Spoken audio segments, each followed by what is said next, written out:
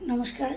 আজকে যে রান্নাটা করব সেটা হলো কাজলি মাছের বেগুন দিয়ে ঝাল বা ঝোল যা কিছুই বলতে পারেন। বাঁশপাবদা মাছও বলেন অনেকে, অনেকে কাজলি মাছ বলেন। তো সেটা আজকে করে দেখাবো। সবাই ভালো আছেন নিশ্চয়ই? তাহলে শুরু করি। বাঁশপাবদা মাছের বেগুন দিয়ে ঝোল। আসুন তাহলে শুরু করা যাক।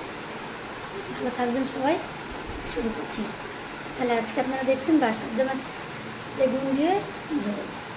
আসুন, বাঁশপাবদা মাছের ঝোল করতে যেটা লাগছে সেটা হচ্ছে যে কড়াই প্রথমে গরম করে নিয়েছি। গরম করে আমি তেল দেবো। আর এই যে দেখুন, বেগুনগুলোকে আমি ভাজা ভাজা করে, এই বেগুনগুলোকে আমি কেটে রেখেছি ভাজা করার জন্য।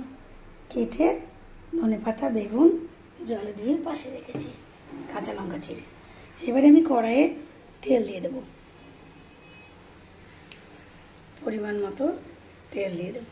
তেল দেওয়ার পরে অল্প কালো জিরে আর রাঁধুনি ফোড়ন দেব। রাঁধুনি বা চন্দনী সে যেমন বলেন, ফোড়ন দিয়ে দেবো। তেল গরম হয়ে গেছে, দিয়ে দিলাম। এবার আমি সবজিগুলো সব ছেড়ে দেবো।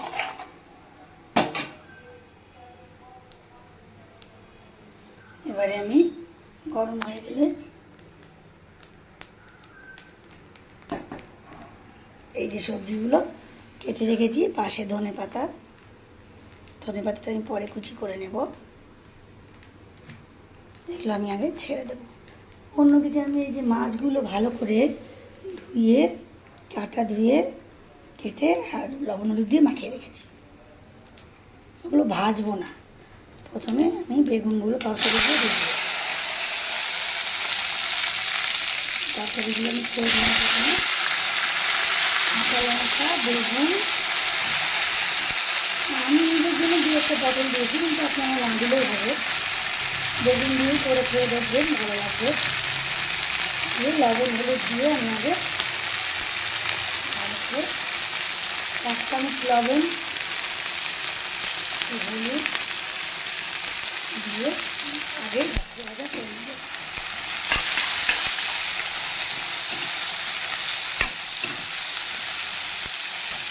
কিছুক্ষণ ভেজে নেব আগে। এবারে আমি ভালো করে বেগুনটা ভেজে তার মধ্যে অল্প জিরে গুঁড়ো, ধনে গুঁড়ো, শুকনো লঙ্কা গুঁড়ো দিয়ে, অল্প, বেশি দেবো না মশলা, অল্প দিয়ে দিলাম। দিয়ে ভালো করে ওটাকে নেড়ে নিলাম। আর ধনে পাতা আমি অল্প সামান্য দিয়ে দেবো, পরে আবার দেবো। অল্প সামান্য দিয়ে দিলাম, পরে আবার দেবো। দিয়ে এটাকে বেগুনটাকে ভালো করে নেড়ে নেব। মশলাগুলো কষা কষা হয়ে গেলেই, ভাজা ভাজা হয়ে গেলে আমি মাছগুলো দিয়ে দেবো। দেখছেন মশলাগুলো ভাজা হয়ে গেছে। আমি মাছগুলো এবার দিয়ে দিলাম।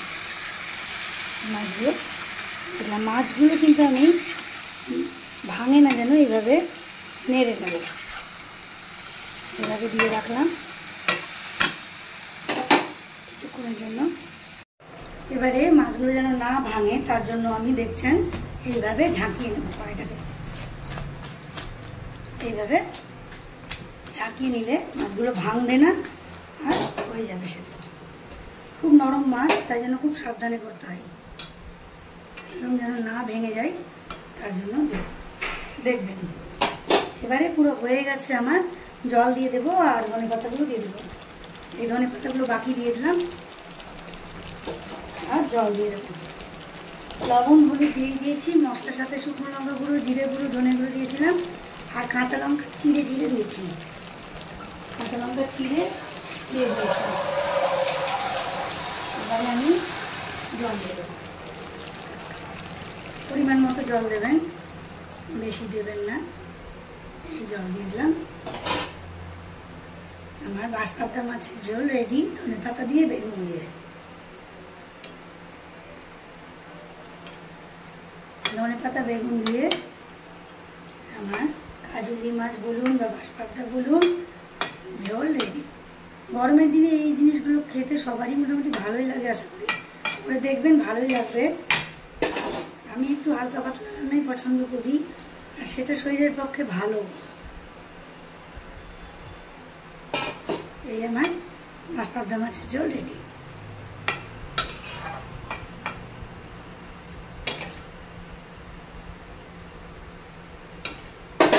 এবারে নামানোর সময় একটু আমি আটা গুলে দিয়ে দেবো, ময়দা গুলে বাটা গুলে দিয়ে দেবো।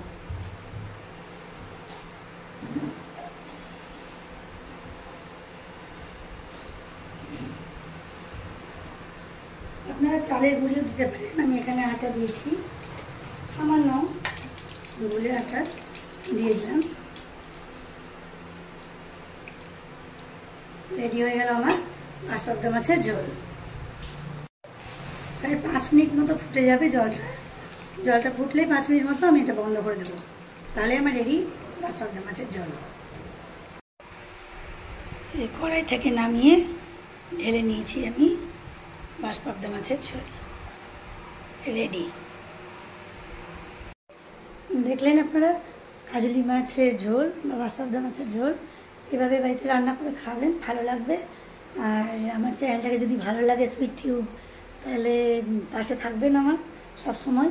চ্যানেলটাকে লাইক করবেন, সাবস্ক্রাইব করবেন, আর সবাই সুস্থ থাকবেন, খুব ভালো থাকার চেষ্টা করবেন।